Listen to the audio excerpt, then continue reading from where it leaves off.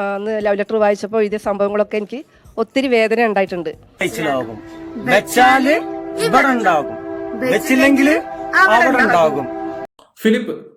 Philip അച്ചായന്റെ കാര്യം സംസാരിക്കാനാണ് വന്നേക്കുന്നത്. നിങ്ങൾ വിചാരിക്കും ഡാനി എന്താ അച്ചായൻ എന്നൊക്കെ വിളിക്കുന്നത്. അച്ചായൻ എന്നല്ല, ഞാൻ പലതും ചേർത്ത് വിളിച്ചു പോകും. കാരണം അതുപോലത്തെ തോന്നിവാസങ്ങളാണല്ലോ ഇവിടെ കാട്ടിക്കൂട്ടിയതൊക്കെ. ഓക്കെ, ഇപ്പോഴും ഇദ്ദേഹത്തിനെ സപ്പോർട്ട് ചെയ്ത് ഒരുപാട് ആൾക്കാരുണ്ടല്ലോ എന്ന് ഓർക്കുമ്പോഴാണ് എല്ലാവരും പറയുന്ന ഒരു കാര്യം എന്ന് വെച്ചാൽ അദ്ദേഹത്തിനെ പെടുത്തിയതാണെന്നാണ് പറയുകയൊക്കെ ചെയ്യുന്നത്. പെടുത്തിയ ഒരു വ്യക്തി എന്തിനാണ് പോലീസിനോട് ഇതെല്ലാം സമ്മതിച്ചത്? ഞാൻ അതാ ചോദിക്കുന്നത്. ഈ പറയുന്ന രാഹുൽ മാങ്കൂട്ടത്തിന്റെ കേസ് കെട്ടും കാര്യങ്ങളൊക്കെ നമ്മൾ സംസാരിക്കുകയൊക്കെ ചെയ്തെങ്കിലും അതും ഇതുപോലെ തന്നെ പെണ്ണു വിഷയങ്ങളും കാര്യങ്ങളും ആയിരുന്നു. അദ്ദേഹം കറക്റ്റ് കാര്യങ്ങൾ പറഞ്ഞിട്ടുണ്ടായിരുന്നു. ഇതുപോലെ പരസ്പര സമ്മതത്തോടെ പല കാര്യങ്ങൾ സംഭവിച്ചിട്ടുണ്ടായിരുന്നു. അങ്ങനെയാണ് മറ്റാണ് മറിച്ചാണെന്നൊക്കെ സംസാരിച്ചിട്ടുണ്ടായിരുന്നു. അത് ഇവിടുത്തെ മീഡിയക്കാർ മറച്ചു വെച്ചെങ്കിലും നമ്മളത് കറക്റ്റായിട്ട് കൊണ്ടുവന്നിട്ടുണ്ടായിരുന്നു. പിന്നെ അത് മീഡിയയിലും വന്നു ഒരാഴ്ച 2 ആഴ്ചയൊക്കെ കഴിഞ്ഞാന്ന് മാത്രം. ഓക്കെ, ഇവിടെ ഫിലിപ്പിന്റെ കേസ് കേട്ട് എന്താണെന്ന് വെച്ചാൽ 16 വയസ്സുകാരി പ്രായപൂർത്തിയാവാത്ത പെൺകുട്ടിയെ അദ്ദേഹം അത് ചെയ്തെന്ന് സമ്മതിച്ച് കഴിഞ്ഞു. പറഞ്ഞു മനസ്സിലാക്കാം. ഇനി ഇത് വന്നിട്ട് പല രീതിയിലാണ് ജനങ്ങൾ ഇപ്പോഴും എന്താ പറയുക അക്സെപ്റ്റ് ചെയ്യാത്ത കാര്യങ്ങൾ എന്താണെന്ന് വെച്ചാൽ അദ്ദേഹത്തിൻ്റെ സ്പീച്ചും കാര്യങ്ങളൊക്കെ മനസ്സിൽ കൊണ്ട് നടക്കുന്ന ഒരുപാട് ആൾക്കാരുണ്ട്. ചിലപ്പോൾ ആ ഒരു സ്പീച്ച് കാരണം ചില ആൾക്കാരൊക്കെ രക്ഷപ്പെട്ടിട്ടുണ്ടായിരിക്കാം, പുതിയ ലൈഫ് കിട്ടി കാണുമായിരിക്കാം, അതുകൊണ്ടായിരിക്കാം ചിലപ്പോൾ. പക്ഷെ ഇവൻ കാണിച്ച് തോന്നിവാസമോ? ഒരു പോലീസ് ഓഫീസറുണ്ട് സുജിത് ദാസ് എന്ന് പറയുന്നത്. അദ്ദേഹമാണ് ഇവൻ്റെ തോന്നിവാസം ആദ്യം കണ്ടുപിടിക്കുകയൊക്കെ ചെയ്തത്. ഇവൻ്റെ കണ്ടുപിടിച്ചെന്ന് മനസ്സിലായപ്പോഴാണ് ഇവൻ ഈ ജോലിയും കാര്യങ്ങളൊക്കെ 80,000 രൂപ ശമ്പളം കിട്ടിക്കൊണ്ടിരുന്ന ജോലിയും കാര്യങ്ങളൊക്കെ ഇട്ടിട്ടാണ് ഇവൻ ഈ ഒരു പരിപാടിക്ക് വന്നത്. പോലീസ് ഉദ്യോഗസ്ഥനായിരുന്നു. ഇപ്പം പറയുന്നത് എന്താണെന്ന് വെച്ചാൽ ഈ ഒരു അടുത്തൊരു സമയത്ത് ഒരു വീഡിയോ കണ്ടിട്ടുണ്ടായിരുന്നു. 70 ലക്ഷം രൂപയോളം ഞാൻ ഉണ്ടാക്കിയിട്ടുണ്ട് 2 വർഷം കൊണ്ട്. ശരിയാ, പോലീസ് ഓഫീസറായിട്ട് ഇന്ന് കഴിഞ്ഞാൽ എന്ത് കിട്ടാനാണ്?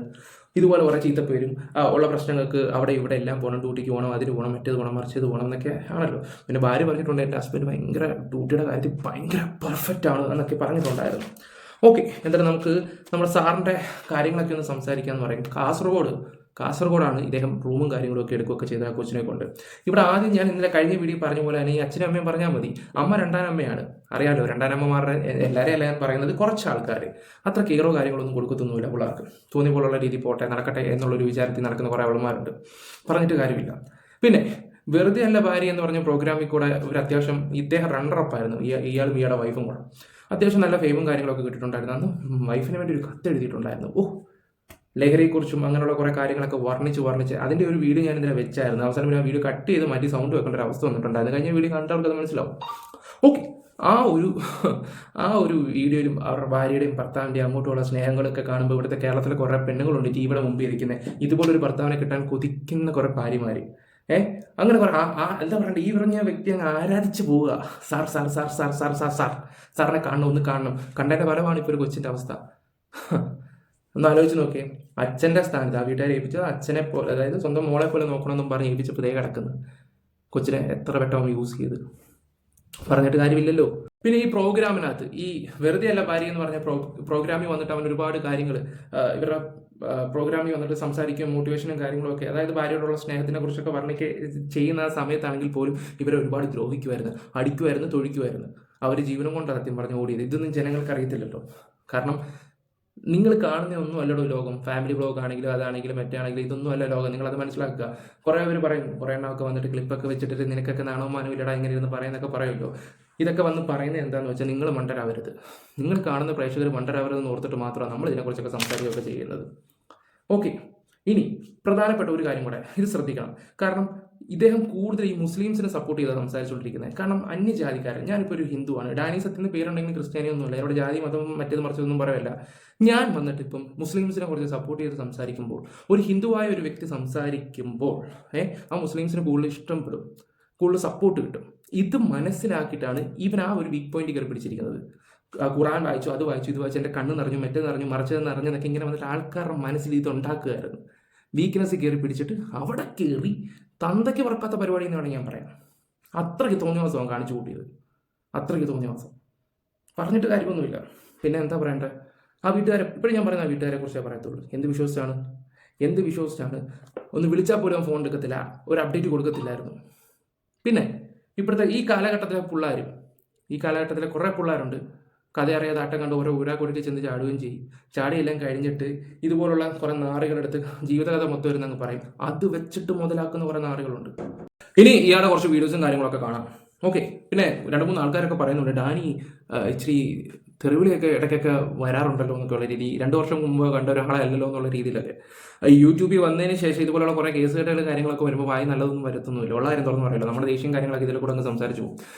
കുറേ ആൾക്കാരൊക്കെ വന്ന് മാന്യന്മാരെ പോലൊക്കെ സംസാരിക്കുകയൊക്കെ ചെയ്യുമെങ്കിലും നമുക്ക് നമ്മുടെ ദേഷ്യങ്ങളുള്ളതൊക്കെ കാണിക്കും. ഇത്രയൊക്കെ ഉള്ളൂ.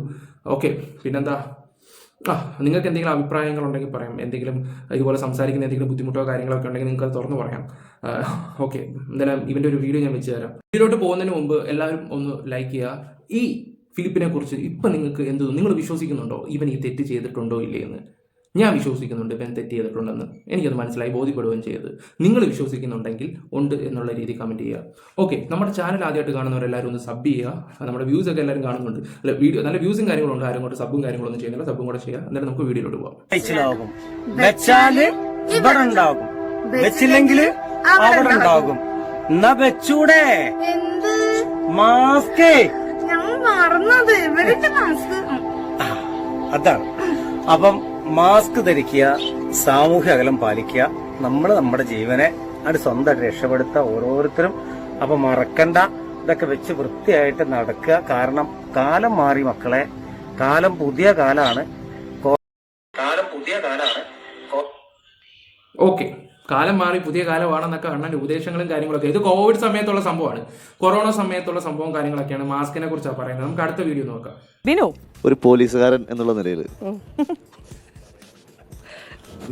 ഫിലിപ്പില് ഡോളി കാണുന്ന ഏറ്റവും നല്ല ഗുണം ഏതാ?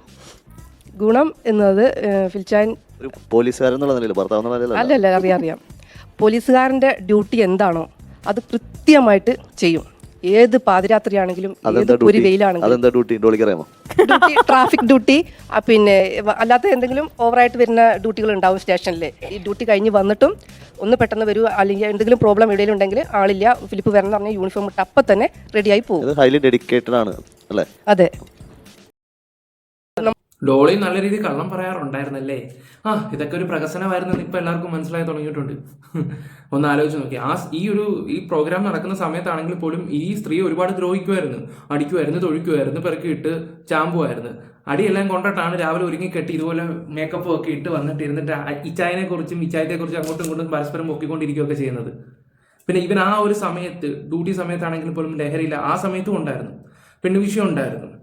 ഒരു വിഷയം മാത്രമല്ല, ഒരുപാട് വിഷയങ്ങളുണ്ട്. ഈ പറഞ്ഞ എന്താ പറയണ്ടേ, ഈ പ്രശ്നങ്ങളും കാര്യങ്ങളൊക്കെ പരിഹരിക്കാൻ പറ്റുന്ന സമയത്താണെങ്കിൽ പോലും അവിടെ കയറി ഗോളടിക്കാൻ ശ്രമിക്കുന്ന ഒരു നായി മോനാന്നൊക്കെ പറഞ്ഞ് കേട്ടിട്ടുണ്ട്. പിന്നെ അത് മാത്രമല്ല, ആണുങ്ങളോട് ഒരു പ്രത്യേക താല്പര്യം കാര്യങ്ങളൊക്കെ ഉണ്ടായിരുന്നെന്നാണ് പറയുകയൊക്കെ ചെയ്യുന്നത്. ഒന്ന് അന്വേഷിച്ചാൽ നല്ലതായിരിക്കും. ഇനിയിപ്പോൾ ലാത്തി ചാർജ്, അത് മറ്റേ പരിപാടി ഉണ്ടല്ലോ, സ്റ്റേഷനിൽ കയറ്റിയിട്ട് ഉടുപ്പൂരി എടുത്തിട്ട് അടിക്കുന്നതൊക്കെ, അതൊക്കെ ഇനി ഇവനൊരു സുഖമായിരുന്നു എന്ന് ഇനി ദൈവം തമ്പുരാൻ അറിയാം. അന്വേഷിച്ച് പോകുമ്പോൾ അറിയാം ഇതുപോലുള്ള കാര്യങ്ങളൊക്കെ. ഓക്കെ, അടുത്ത വീഡിയോ വെക്കാം. നമ്മൾ കാണുമ്പോൾ ഉള്ള ജീവിതമായിരിക്കില്ല കല്യാണത്തിന് ശേഷം ഉണ്ടാവുന്നത്. നമുക്ക് കാണുമ്പോൾ എല്ലാം നമുക്ക് മനസ്സിലാക്കിയിട്ട് കല്യാണം കഴിക്കാൻ എൻ്റെ സ്വഭാവങ്ങൾ ഒരുപാട് ഇഷ്ടപ്പെടാത്ത ഫിൽച്ചാനിലുണ്ട്, എനിക്കറിയാം, അതെനിക്കും അറിയാം. അപ്പോൾ ഫിൽച്ചാന് ഞാൻ അന്ന് ലവ് ലെറ്റർ വായിച്ചപ്പോൾ ഇതേ സംഭവങ്ങളൊക്കെ എനിക്ക് ഒത്തിരി വേദന ഉണ്ടായിട്ടുണ്ട്. അതൊത്തിരി എനിക്ക് നിരാശ തോന്നിയ നിമിഷങ്ങളാണ്. പക്ഷേ ഇപ്പോൾ ഫിലിപ്പ് നല്ലൊരു മനുഷ്യ സ്നേഹിയാണ് കേട്ടോ ഫിലിപ്പ്. കാരണം പോലീസുകാരൻ സത്യം പറഞ്ഞാൽ അതുകൊണ്ടാണ് എനിക്ക് ഫിൽച്ചാനെ എനിക്ക് എന്റെ ജീവിതത്തിൽ നിന്ന് അകറ്റി നിർത്താൻ ഇത്രയും നല്ല ആളുകൾ പോലീസിലുണ്ടോന്ന് സംശയിക്കുകയാണ്. അതെ, താങ്ക് യു. ഇപ്പം ഈ പറഞ്ഞ ഈ ചേട്ടൻ ഈ വീഡിയോസ് ഒക്കെ ഇരുന്ന് ഒന്നും കൂടെ ഒന്ന് കണ്ടാൽ നല്ലതായിരിക്കും. ഇത്ര നല്ലൊരു പോലീസുകാരൻ്റെ തോന്നിവാസവും കുറേയൊക്കെ ഹൈഡ് ചെയ്തിട്ടാണ് ഈ ഒരു സ്ത്രീ അവൻ്റെ കൂടെ ജീവിക്കുകയൊക്കെ ചെയ്ത്. ഇച്ചായൻ്റെ അന്നത്തെ കത്ത് വായിച്ചപ്പോൾ കണ്ണ് നിറഞ്ഞെന്നുള്ള രീതിയിലാണ്. എന്ത് പ്രഹസനമാണ് നിങ്ങൾ കാട്ടിക്കൂട്ടിയത്? എന്ത് പ്രഹസനം? ഇതുപോലുള്ള വീഡിയോസുകളും കാര്യങ്ങളൊക്കെ കണ്ട് സ്ത്രീകൾ വീട്ടിലെ ഭർത്താക്കന്മാരെ കമ്പയർ ചെയ്യും. നിങ്ങൾ അത് അവനെ കണ്ടുപിടി, ഇവനെ കണ്ടുപിടി, മറ്റേനെ കണ്ടുപിടി. പിള്ളേർ വളർന്നു വരുന്നവർ അപ്പുറത്തെ വീട്ടിലെ പയ്യനെ ഒരു 5 6 മാർഗം 7 മാർഗം മേടിക്കുമ്പോൾ അതും വെച്ചിട്ടൊന്ന് കമ്പയർ ചെയ്ത് സംസാരിക്കുകയൊക്കെ ചെയ്യും. നീ അവനെ കണ്ടുപിടി, നീ ഇവനെ കണ്ടുപിടി എന്നൊക്കെ.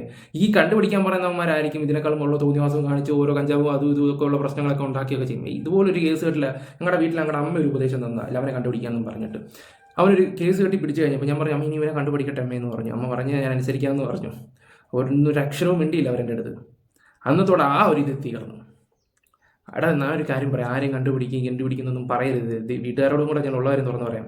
നിങ്ങൾക്ക് ചെയ്യേണ്ട ഒരു കാര്യം എന്താണെന്ന് വെച്ചാൽ, മക്കൾക്ക് എന്തെങ്കിലും കഴിവുണ്ടോ അതിനെ ഉണർത്തിക്കൊണ്ട് വരിക. ക്രിക്കറ്റെങ്കിൽ ക്രിക്കറ്റ്, ഫുട്ബോൾ. എനിക്ക് ക്രിക്കറ്റായിരുന്നു താല്പര്യം. ഇവിടെ കോച്ചിങ്ങും കാര്യങ്ങളൊന്നും ആ സമയത്തൊന്നും ഇല്ലായിരുന്നു. അല്ലെങ്കിൽ എറണാകുളത്ത് പോകണം. അന്നത്തെ ഒരു രീതി വെച്ച് ഇവിടുന്ന് എറണാകുളം പോയിട്ട് വന്ന് ശനി ഞായറൊക്കെ ഭയങ്കര ബുദ്ധിമുട്ടും കാര്യങ്ങളൊക്കെ ആയിരുന്നു. അത് നടക്കാനൊന്നും പറ്റിയില്ലായിരുന്നു. പിന്നെ ഈ പറയുന്ന അവിടെ ഇവിടെയൊക്കെ പറമ്പിലും അവിടെ ഇവിടെയൊക്കെ പോയി നമ്മുടെ വിഷമങ്ങളൊക്കെ കളിച്ചങ്ങ് തീർക്കും. ഞാൻ പറഞ്ഞു വന്നത് എന്താണെന്ന് വെച്ചാൽ, ഇതുപോലുള്ള നാറികളുടെയൊക്കെ മോട്ടിവേഷനൊക്കെ കണ്ടിട്ട് ദയവ് ചെയ്തിട്ട് മക്കളെ ഉപദേശിക്കാൻ നിൽക്കരുത്. അതുകൊണ്ട് ഞാൻ പറഞ്ഞതേ ഉള്ളൂ. ഇനി ബാക്കിയും കൂടെ നമുക്കൊന്ന് വെക്കാം. ഇനി അടുത്തത് അവൻ്റെ അമ്മയെക്കുറിച്ച് അവൻ വർണ്ണിച്ച് പറയുന്നത്, സ്വന്തം തന്റെ തള്ളയും പോലും തിരിഞ്ഞു നോക്കാത്ത ഒരു മോനാണ് ഇവൻ. പറഞ്ഞു മനസ്സിലായോ? അപ്പൊ അവരെക്കുറിച്ച് വർണ്ണിക്കുന്നത് നമുക്കൊന്ന് കാണാം. ഞാൻ ഏതൊരു സ്ഥലത്ത് ചെന്നാലും അമ്മയെ കുറിച്ച് പറയാതെ പോകാറില്ല. 4 പേരുണ്ടായിരുന്നു അവിടെ. അമ്മ നമുക്കറിയാം, എല്ലാവരും നമ്മൾ എത്രമാത്രം ഉന്നതിയിലാണെങ്കിൽ പോലും അമ്മയെ പലപ്പോഴും നമ്മൾ മാറ്റി നിർത്തപ്പെടാറാ. ഒരു വസ്ത്രം നമ്മൾ പർച്ചേസ് ചെയ്യാൻ പോയാൽ പോലും നമ്മൾ അമ്മയ്ക്കൊരു കോട്ടൺ സാരി വാങ്ങില്ല, അത് വാങ്ങി പെട്ടെന്ന് നമ്മൾ അതിലേക്ക് മാറും. നമുക്ക് മണിക്കൂർ കണക്കിന് നമ്മൾ പർച്ചേസ് ചെയ്യാൻ ശ്രമിക്കാറുണ്ട്. ഇപ്പൊ ഞാൻ ക്യാമ്പസിലൊക്കെ പോകാറുള്ളപ്പോഴത്തേക്ക് പല കുട്ടികളും ചോദിക്കാറുണ്ട്, മക്കൾ എത്ര പേര് നിങ്ങൾ അമ്മയ്ക്ക് എന്നും കെട്ടിപ്പിടിച്ച് ഉമ്മ കൊടുക്കുന്ന മക്കളുണ്ട് ചോദിക്കാറുണ്ട്. ഇപ്പൊ ഇന്ന് ഞാൻ വന്നത് കാലടിയിലൂടെ വന്നപ്പോൾ നമ്മളെ ആദിശങ്കരന്റെ കാലടി സംസ്കൃത സർവകലാശാല കണ്ടപ്പോൾ തന്നെ കാറിന്ന് ഞാൻ അവസരമായിട്ട് കുട്ടികളുടെ കാര്യം പറയായിരുന്നു ഇങ്ങനെ. അപ്പൊ ശങ്കരൻ തന്നെ അറിവുകളുടെ ഒരുപാട് ഗിരിശങ്കരങ്ങൾക്ക് ഇടയ്ക്ക് ആദിശങ്കരൻ നാട് മൊത്തം കറങ്ങി അവസാനം തിരികെ വീട്ടിലെത്തുമ്പോൾ ആര്യാംബിക അവലംബശൈലം മരിക്കാൻ കിടക്കുക അമ്മ. അപ്പൊ അമ്മ മകനോട് ചോദിക്കുന്നുണ്ട്, മകനെ 9.5 മാസക്കാലത്തോളം ഞാൻ ഈ ഉദരത്തിലിട്ട് നിന്നെ വളർത്തിയില്ലേ, എനിക്ക് എന്താ മടക്കി തരിക ശങ്കരാണ്. 2 പഴം. ഞാൻ അങ്ങനെ പറയത്തുള്ളൂ. കാരണം ഇതൊക്കെ കണ്ട ആൾക്കാർ ഇങ്ങനെ അന്തം വിട്ട് കുന്തം പിടിക്കും. എനിക്ക് ഏറ്റവും കൂടുതൽ ചിരി വന്നൊരു കാര്യം എന്ന് വെച്ചാൽ, ഞങ്ങളുടെ തൊട്ടടുത്തുള്ളൊരു ചേച്ചിയുണ്ട്, ബബിത ചേച്ചി എന്നാണ് പറയുന്നത്. ഇപ്പം അവർ ജില്ലയിൽ നിന്ന് ജയിച്ചിട്ടുണ്ട്. ആ ചേച്ചി ഈ പ്രോഗ്രാമിൽ പങ്കെടുത്തിട്ടുണ്ട്. ചേച്ചി ഇരുന്ന കൈയടിക്കുന്നൊക്കെ കുറേ രംഗങ്ങളുണ്ട് ഇതിനകത്ത്. കാരണം ഇവരൊക്കെ എല്ലാം അന്തം. എനിക്ക് തോന്നുന്നു എനിക്ക് തോന്നുന്നു ചേച്ചി ഇയാളുടെ കാര്യമാണെന്ന് തോന്നുന്നു പണ്ട് അങ്ങോട്ട് പാർട്ടി ഓഫീസിൽ ഇരുന്ന് പറയാൻ കണ്ട് ചെയ്തത്. ഇതുപോലെയുള്ള മോട്ടിവേഷൻ ആയിട്ടുള്ളത് കഴിഞ്ഞ ഇലക്ഷനാണെന്ന് തോന്നുന്നു. ഞാൻ ഇദ്ദേഹത്തിൻ്റെ കാര്യം കൊണ്ട് പറഞ്ഞായിട്ട് എനിക്ക് ഓർമ്മയുണ്ട്. ഞങ്ങൾ പ്രോഗ്രാമിൽ പങ്കെടുക്കുമ്പോൾ നല്ല നല്ല ആൾക്കാരുണ്ട്, അത്യാവശ്യം മോട്ടിവേഷനും അതും ഇതൊക്കെ കൊടുക്കുന്ന കുറേ ആൾക്കാരൊക്കെ ഉണ്ട്. എനിക്ക് തോന്നുന്നു ഇവനെ ഉദ്ദേശിച്ചായിരുന്നു തോന്നുന്നു പറഞ്ഞത്. ഞാനത് വെക്കാം, ബാക്കിയും കൂടെ വെക്കാം. ശങ്കരാണ്. അപ്പൊ ശങ്കരൻ പറയുന്നുണ്ട്, ശങ്കരൻ കത്തിജ്വലിക്കുന്ന സൂര്യൻ നോക്കിക്കൊണ്ടാ ശങ്കരൻ പറയുന്നേ, മാം നൈരുജ്യം തനു ശോഷണം മലമയി ചെയ്യാത്ത ശമ്പൽ ശരിയാണ്. അമ്മ എന്നെ ഗർഭം ധരിച്ച സമയത്ത് അമ്മയ്ക്ക് ഭക്ഷണത്തോട് രുചിയില്ലായ്മ തോന്നിയിരുന്നു. അമ്മേ നൈരുജ്യം തനു ശോഷണം, തൽഫലമായി എന്റെ അമ്മ മെലിഞ്ഞു പോയിരുന്നു അമ്മയെന്ന്. അപ്പൊ ശങ്കരൻ കരയാണ്, അമ്മയും കരയാ. എന്നിട്ട് പിന്നെ പറയാണ് മലമയി ചെയ്യാത്ത ശമ്പൽ ശരി. ആ കൈയടിച്ച് കൂട്ടത്തിലുണ്ട് ആ ചേച്ചി ഇങ്ങേറ്റത്ത്. ഓക്കെ, ഞങ്ങളൊക്കെ എന്ന് പറഞ്ഞാൽ വീട്ടിൽ എന്തെങ്കിലും കാര്യം ഉണ്ടെങ്കിൽ അല്ലെങ്കിൽ ഉള്ളതൊക്കെ വഴക്കാണെങ്കിൽ വഴക്ക് അത് അവിടെ പറഞ്ഞിരിക്കും. എന്തെങ്കിലും അമ്മ ഇത് ശരിയല്ല, അമ്മ ഇത് ശരിയല്ല, ചിലപ്പോൾ സംസാരിച്ച് മുട്ട വഴക്കാവും. എനിക്കെന്ന് പറഞ്ഞാൽ പൊടി അത് ഇതൊക്കെ വൃത്തിയില്ലെങ്കിൽ ഞാൻ അപ്പോൾ കിടന്ന് വീട്ടിൽ കിടന്ന് വെള്ളം വെക്കും. ഞങ്ങളുടെ അപ്പുറത്തെ ആൾക്കാർക്ക് കേൾക്കും, ഇവരെന്തിനെ കിടന്ന് വെള്ളം വെക്കുന്നതൊക്കെ ചോദിക്കുകയൊക്കെ ചെയ്യും, ഈ വൃത്തിയോ കാര്യങ്ങളൊന്നും ഇല്ലെങ്കിൽ. അപ്പോൾ ചിലപ്പം ഞങ്ങളുടെ അടുത്തുള്ളവർ തന്നെ പറയും, ബിലി പോട്ടെ, അടുക്കള കാര്യങ്ങളൊന്നും നിങ്ങളാരും നോക്കുകയൊന്നും ചെയ്യരുത്, അല്ലെങ്കിൽ വീട്ടിലെ കാര്യങ്ങളും ഈ തൂപ്പും തുടക്കമൊക്കെ ജോലിയും അടുക്കളയുടെ കാര്യങ്ങളൊക്കെ നോക്കുന്ന പെണ്ണുങ്ങളുടെ ജോലിയാണ്, നിങ്ങൾ ആണുങ്ങളുടെ ഒന്നും അല്ല എന്നൊക്കെ പറയുക. ഞാൻ പറഞ്ഞ അതൊന്നും അല്ല, എൻ്റെ വീടാണ് എനിക്ക് വലുത്, അതുകൊണ്ട് ഞാനത് വൃത്തിയാക്കും. അത് അങ്ങനെയുള്ള രീതിയിൽ സംസാരിക്കും. നമ്മളൊക്കെ എന്തെങ്കിലും ദേഷ്യമോ അല്ലെങ്കിൽ എന്തെങ്കിലും കാര്യം ഉണ്ടെങ്കിൽ നമ്മുടെ അമ്മമാരുടെ അടുത്ത് ഇങ്ങനെ, അത് എവിടെയും അങ്ങനെ തന്നെ, എവിടെയും ഞാനൊക്കെ അങ്ങനെ ഓപ്പണായിട്ട് അങ്ങ് പറയും. അത് ഞങ്ങളുടെ തൊട്ടടുത്തുള്ള ആൾക്കാർക്ക് പറയുന്ന കാര്യങ്ങളൊക്കെ തന്നെ. ഇത് ഞാനിപ്പോൾ ഇവിടെ നിങ്ങളുടെ അടുത്ത് പറയാനുള്ള റീസൺ എന്താണെന്ന് പറഞ്ഞാൽ, ഇവനെ പോലുള്ളവന്മാരൊക്കെ ഇതുപോലുള്ള മീഡിയയിൽ വന്നിട്ടിരുന്നിട്ട് അമ്മമാരെ അങ്ങ് വർണ്ണിക്കും എന്ന് പറഞ്ഞാൽ വർണ്ണിച്ച് അങ്ങ് ഒരു അങ്ങേ അറ്റത്ത് കൊണ്ടുപോകും. ഭാര്യമാരെ അങ്ങനെ തന്നെ ഇല്ല നിധിയെ കൊണ്ട് നടക്കുന്ന പോലെ. പക്ഷെ വീട്ടിലോ ഇതിൻ്റെ അപ്പുറം തോന്നിയ ആ അമ്മയെ കണ്ട് ഉപദ്രവിച്ചിട്ടുണ്ട്, പിന്നെ അവർക്ക് ആഹാരം കാര്യങ്ങളൊന്നും കൊടുക്കാറില്ല, നോക്കാറില്ല എന്നുള്ള രീതിയിലാണ് സംസാരിക്കുകയൊക്കെ ചെയ്യുന്നത്. പറഞ്ഞു മനസ്സിലായോ? ഇവിടെ പുറമേ വന്നിട്ട് നാട്ടുകാർക്ക് മോട്ടിവേഷനും കൊടുക്കുകയും ചെയ്യും, എന്നിട്ട് വീട്ടിൽ വന്നിട്ട് അമ്മയെ തിരിഞ്ഞ് നോക്കത്തുമില്ല. ഞങ്ങളുടെയൊക്കെ ഒരു ശീലം എന്ന് വെച്ചാൽ ഞങ്ങൾ എന്താണ് വീട്ടിൽ കാണിക്കുന്നത് അല്ലെങ്കിൽ എന്തെങ്കിലും ഇതുണ്ടെങ്കിൽ അത് ഓപ്പണായിട്ട് തുറ തെറ്റെങ്കിൽ തെറ്റെന്ന് തന്നെ പറയും. അത് വീഡിയോയിലാണെങ്കിലും അതിപ്പം എവിടെ ആണെങ്കിലും ഇതാണ് എൻ്റെ വീട്ടിൽ സംഭവിക്കുന്നത് ഞാൻ കറക്റ്റായിട്ട് ഇവിടെ പറയും. കാരണം ഞാനിപ്പോൾ വീട്ടിൽ കിടന്ന് ബഹളം ഉണ്ടാക്കിയിട്ട് മീഡിയ വന്നിട്ട് എൻ്റെ അമ്മയെ പൊക്കുകയാണെങ്കിൽ നാട്ടുകാർ അറിയാം, ഇവനാൾ കൊള്ളാമല്ലോ. അതിന് പോലും പേര് ഉണ്ടാക്കാൻ താല്പര്യപ്പെടാത്തൊരു വ്യക്തിയാണ് ഞാനിത് എൻ്റെ ഒരു കാര്യം ചേർത്ത് പറഞ്ഞത്. പക്ഷേ ഇവനെ പോലുള്ളവന്മാർ അങ്ങനല്ല, എപ്പോഴും അങ്ങ് പോസിറ്റീവും അതും ഇതുമൊക്കെ പറയും. കാരണം എന്തിനാ? ആൾക്കാരോട് ഒരു താല്പര്യം ഉണ്ടാക്കിയെടുക്കാൻ വേണ്ടി. അങ്ങനെ ഉണ്ടാക്കിയെടുത്ത് ആൾക്കാരുടെ വിശ്വാസം മേടിച്ചിട്ട് ഇതുപോലെയുള്ള തോന്നിവാസങ്ങൾ കാട്ടിക്കൂട്ടും. ഇതിന് ഞങ്ങളുടെ നാട്ടിലൊരു പേരുണ്ട്, തായി തുടങ്ങും ലായിൽ അവസാനിക്കും, നാറികൾ. എന്തായാലും നിങ്ങളുടെ അഭിപ്രായങ്ങൾ എന്തായാലും ജനങ്ങളായി നിങ്ങൾ കറക്റ്റായിട്ട് രേഖപ്പെടുത്തുക. ഇതുപോലുള്ളവന്മാരെ വെച്ച് പുറപ്പിക്കരുത്. പിന്നെ നല്ലവനായിട്ടുള്ള ഉണ്ണിച്ചെമഞ്ഞ് നടക്കുന്ന കുറേ ആൾക്കാരുണ്ട്, സൂക്ഷിക്കുക. Bye, love you all guys.